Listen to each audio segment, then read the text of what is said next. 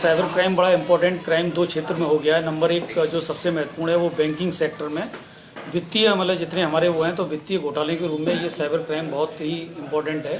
इस संबंध में 2 दिन यहाँ पे वर्कशॉप की गई थी और बैंक मैनेजर्स भी इंक्लूड किए गए थे।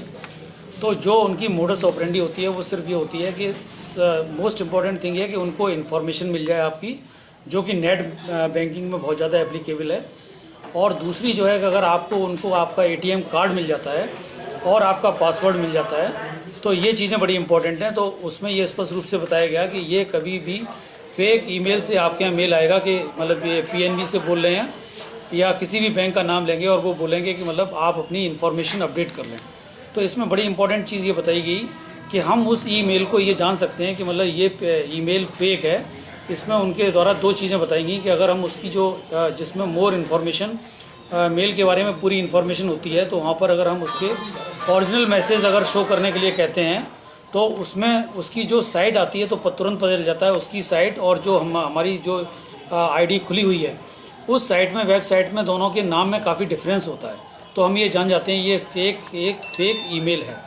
नंबर 2 उन्होंने ये बताया कि जहाँ पर STPPS लिखा होता है उसके पीछे लॉक जरूर लगा होना चाहिए। अगर लॉक नहीं लगा है तो समझ लीजिए कोई फेक आपको मेल कर रहा है और ऐसे मेल को किसी भी कस्टमर को कभी भी रेस्पॉन्ड नहीं करना चाहिए। बेटर तो यह है कि किसी भी मेल को आप रेस्पॉन्ड न करें, वो बेटर है, क्योंकि आपकी ब्रांच आपके ही शहर में स्थित होती है। आप बेटर है कि आप वहाँ चले जाएं और ब्रांच मैनेजर से खुद पूछ लें कि क्या इस तरह की कोई भी क्वेरी आपके द्वारा चाहिए और तब अपडेट करें तो आप बहुत बड़े एक उससे बच सकते हैं।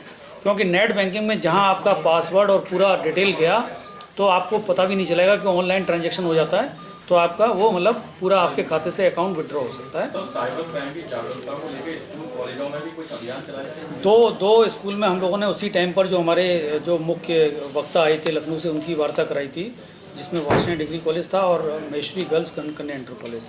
हमारी योजना है कि आगे हम सभी कॉलेज में करवाएं। और जो हमारी बात कंटिन्यू थी अभी और इम्पॉर्टेंट बात रह गई, इसी तरह जो आपके कार्ड होते हैं वो कोई भी कार्ड हो जिसमें एक पासवर्ड सबसे इम्पॉर्टेंट चीज़ होती है।